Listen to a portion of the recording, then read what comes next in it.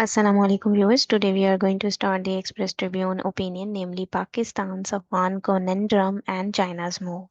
पाकिस्तान अफगानिस्तान का जो कनेंड्रम है, जो मुइम्मा है, जो प्रॉब्लम है और जो इस वक्त चाइना एक नया मूव ले रहा है, उसी हवाले से इसको लिखा गया है। बेसिकली जो है वो यूएन की रिपोर्ट जो आई है, 33rd रिपोर्ट है यूएन सिक्योरिटी काउंसिल की तरफ से, जो कि 29 जनवरी को आई है। उसमें डिफरेंट जो है हाईलाइट की गई हैं, आप कह सकते हैं कि टेररिस्ट थ्रेट्स जो पोस्ट हुए हैं डिफरेंट ग्रुप्स में अक्रॉस द ग्लोब, उसके हवाले से आपको यहाँ पर बताया जाएगा। और ख़ुसूसी तौर पर जो पाकिस्तान और अफगानिस्तान के ताल्लुकात हैं, जो मुइम्मा है, और ख़ुसूसी तौर पर अगर हम बात करें तालिबान के पावर में आने के बाद से जो मुइम्मा चल रहा है, उसी की बात ख़ुसूसी तौर पर नज़र आएगी। उसकी कॉम्प्लेक्सिटीज़ नज़र आएंगी, जो पॉलिटिकल कॉम्प्लेक्सिटीज़ नज़र आएंगी, डायनामिक्स शिफ्ट होते हुए नज़र आएंगे। ठीक है। और अगर हम चाइना की बात करें तो चाइना यहाँ पर हमें प्रैग्मेटिक अप्रोच लेते हुए नज़र आता है कि वो नियर रिकॉग्निशन की तरफ जा रहा है, तालिबान गवर्नमेंट को रिकॉग्नाइज करना चाह रहा है। ठीक है।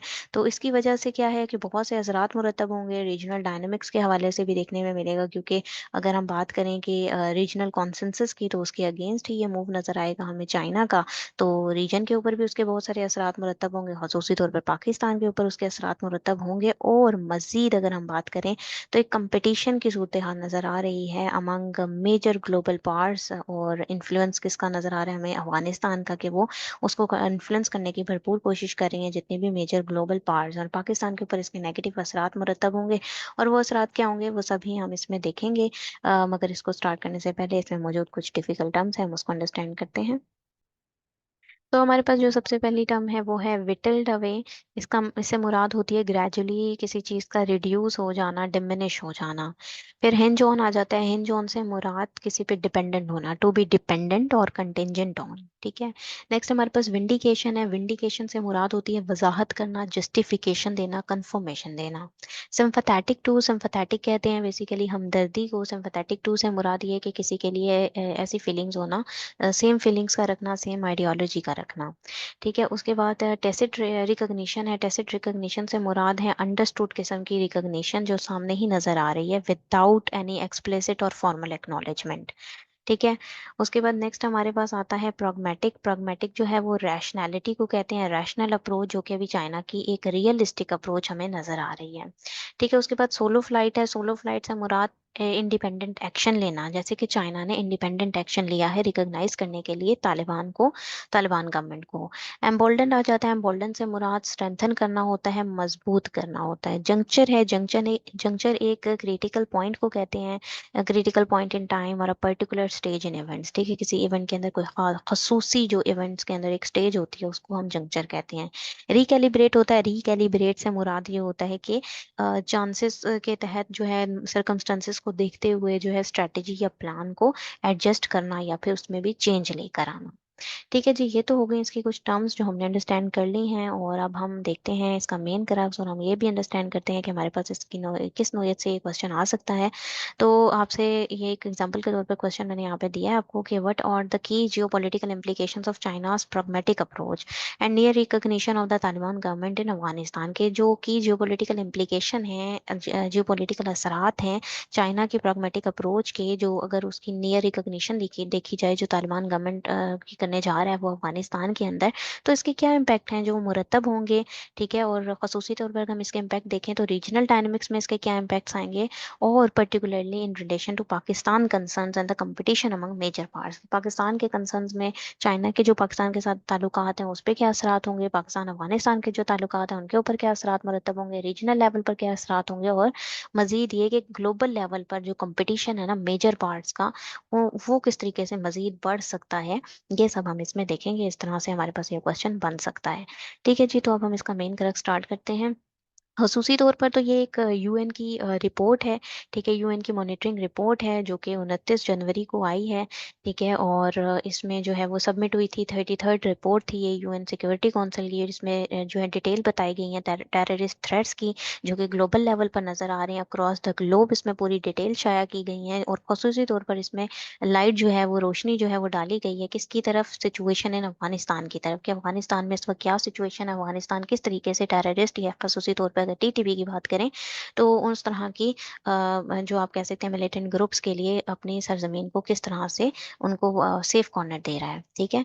उसके बाद नेक्स्ट जो पॉइंट है वो है Taliban return to power. Taliban जो रिटर्न टू पावर हुए, आपको पता ही है, अगस्त 2021 में उन्होंने रीगेन कर ली पावर को, ठीक है, गनी की एडमिनिस्ट्रेशन के बाद। और अफगान नेशनल आर्मी ने रेजिस्ट नहीं किया, ठीक है, और जो रिटर्न में ले आया तालिबान को, ठीक है। उसके बाद जो बात की जाए डोहा डील कमिटमेंट की, तो डोहा डील कमिटमेंट में जो चीज़ें शामिल हैं उसमें हम कह सकते हैं कि तालिबान भी यही कह रहे हैं कि इंटरनेशनल रिकॉग्निशन जब तक उनको नहीं मिल जाती तालिबान को, तो वो फुलफिल नहीं करेंगे इन कमिटमेंट्स को जो कि डोहा डील के अंडर हैं, ठीक है। तो की कंडीशंस क्या हैं, उनमें क्या क्या शामिल है, उनकी स्वेरिंग जो टाइज हैं अलकायदा के साथ इंटरनेशनल लेवल पर भी उनके ये इसमें कमिटमेंट्स हैं कि वो जो है अलकायदा के साथ और खसूसी तौर पर जो तालिबान अफगान सॉइल है ना, वो यूज़ ना करें टेररिस्ट ग्रुप के लिए, ठीक है, यानी कि उनको सेफ हेवन ना प्रोवाइड करें। टेररिस्ट ग्रुप को अगर सेफ हेवन नहीं वो प्रोवाइड करेंगे तो इंटरनेशनल रिकॉग्निशन जो है वो तालिबान की मुमकिन हो जाएगी। लेकिन तालिबान और इंटरनेशनल जो रिकॉग्निशन है उनके दरमियान काफ़ी कशीदगी यहाँ पर हमें नज़र आती है।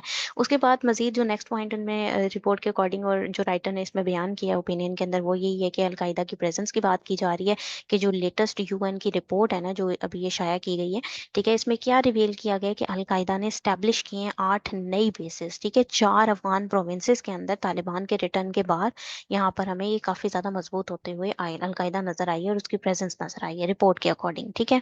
उसके बाद पाकिस्तान का स्टांस या विंडिकेशन देखें और पाकिस्तान का स्टांस और उसकी वजाहत देखें, तो उसमें जो है वो यूएन की रिपोर्ट ये वजाहत करती है कि पाकिस्तान का जो स्टांस है, तो क्लेम करता है कि जो है टीटीपी को स्ट्रेंथन कर रहा है, तालिबान रूल के अंडर जो है टीटीपी वो स्टेब्लिश्ड हो रही है, स्ट्रेंथन हो रही है, हालांकि वो बैंड है, ठीक है। तो ये चीज़ जो है वो यूएन की रिपोर्ट जो है उसकी वजाहत करती है, ठीक है। और अफगान तालिबान जो है वो हमें नज़र आ रहे हैं कि सिंपथेटिक रवैया उनका टीटीपी की तरफ, ठीक है, और क्योंकि वो उनको प्रॉपर तरीके से ना एड प्रोवाइड कर रहे हैं, फाइनेंशियल असिस्टेंस भी दे रहे हैं, जबकि कुछ तो ऐसे हैं जो कि उनके मेंबर्स के तौर पर उनको ज्वाइन भी कर रहे हैं, ठीक है। ये रिपोर्ट के अकॉर्डिंग ही हम सारी बात कर रहे हैं। उसके बाद चाइना प्रैग्मेटिक अप्रोच की बात करते हैं कि चाइना इस तरीके से क्या देख रहा है। चाइना की एक प्रैग्मेटिक, एक रियलिस्टिक सी अप्रोच नजर आती है। इसके बावजूद कि यूएन की रिपोर्ट की जो डैमिंग रिपोर्ट है वो हमें काफी उसके बावजूद नजर आती है कि जो मेजर पार्ट्स हैं खसूसी तौर पर चाइना है ना, वो काफी ज्यादा इन्फ्लुएंस ले रहा है अफगानिस्तान के अंदर, ठीक है। उसकी प्रैग्मेटिक अप्रोच है, वो अफगानिस्तान को रिकॉग्नाइज करने की कोशिश कर रहा है, ठीक है। और साथ ही साथ अगर हम बात करें अभी लेटेस्ट न्यूज़ की, तो चाइना जो है वो एक्सेप्ट किया है तालिबान अपॉइंटेड एम्बेसडर को, ठीक है, उसको अलाउ कर दिया है एम्बेसडर को तालिबान के। और ये टेसिट रिकॉग्निशन लगती है हमें चाइना की तरफ से, ठीक है। तो ये चाइना का एक काफ़ी ज़्यादा एक प्रैग्मेटिक अप्रोच नज़र आ रही है जो उसने अपने फ़ायदे के लिए ली है, ठीक है। चाइना सोलो फ्लाइट है, आगे सोलो फ्लाइट से मुराद यानी उसने अपना एक इंडिपेंडेंट स्टेप ले लिया है, एक मूव लिया है, उनको रिकॉग्नाइज करने जा रहा है तालिबान गवर्नमेंट को, जबकि बाकी इंटरनेशनल सोसाइटी ने उसको जो है वो उस तरीके से हम देखें तो रिकॉग्निशन नहीं की थी, ठीक है। तो इसकी तरफ अभी ये नियर रिकॉग्निशन की तरफ मूव ले रहा है चाइना, सोलो फ्लाइट है उसकी, ठीक है। और ये क्या चीज़ है, चाइना जो है वो डिसरिगार्ड किया उसने रीजनल कंसेंसस को, ठीक है। रीजनल कंसेंसस क्या होता है, यानी कि रीजन का जो इत्तेफाक राय था उसको चाइना ने डिसरिगार्ड कर दिया और अपना इंडिपेंडेंट उसने मूव लिया है कि वो रिकॉग्नाइज करने जा रहा है तालिबान गवर्नमेंट को, ठीक है। उसके बाद अगर इम्पैक्ट देखें पाकिस्तान के ऊपर, तो जो नियर रिकॉग्निशन है ना चाइना की तरफ से तालिबान गवर्नमेंट की, तो वो एम्बोल्डन करेगा यानी स्ट्रेंथन करेगा काबुल को। और पाकिस्तान के लिए ना उसके जो कंसर्न्स हैं उसको अंडरस्टैंड करना, उसे एड्रेस करना पाकिस्तान के लिए हार्डर बना देगा, ठीक है।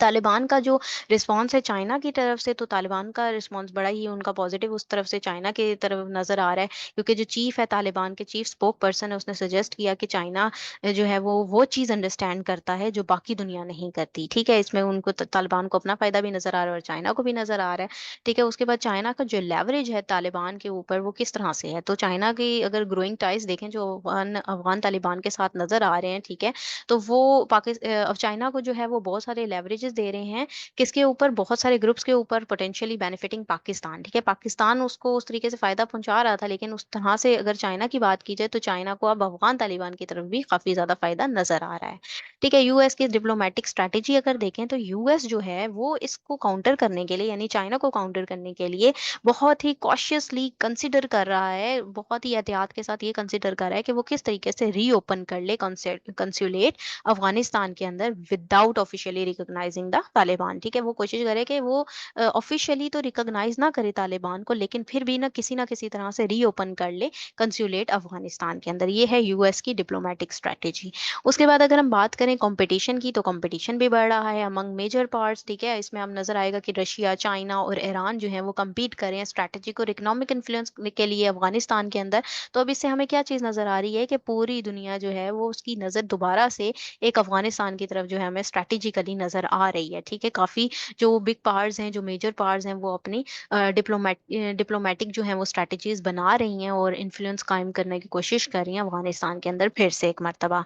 ठीक है, तो need for Pakistan to recalibrate strategy, तो यहाँ पर इस तमाम सरकमस्टेंसेस को देखते हुए, इन तमाम हालात को अंडरस्टैंड करते हुए पाकिस्तान को भी चाहिए कि जो उसके टेंस टाइज है ना अफगान तालिबान के साथ, तालिबान रिजीम के साथ, तो उसको रीअसेस करे, रीएडजस्ट करे, स्ट्रैटेजी दोबारा से बनाए, क्योंकि उसको भी माहौल के साथ चलना है। सरकमस्टेंसेस चेंज हो रहे हैं और डेफिनेटली हमें कंपटीशन नजर आ रहा है अमंग मेजर पार्ट्स, तो उस हवाले से पाकिस्तान को भी अपनी स्ट्रैटेजी को दोबारा से रिकैलिब्रेट कर लेना चाहिए। ठीक है जी, पाकिस्तान अफगानिस्तान के ताल्लुकात हो गए, अफगानिस्तान और चाइना के ताल्लुकात हो गए, या चाइना और पाकिस्तान के ताल्लुकात हो गए, या फिर यूएस और चाइना का इन्फ्लुएंस हो गया अफगानिस्तान के अंदर।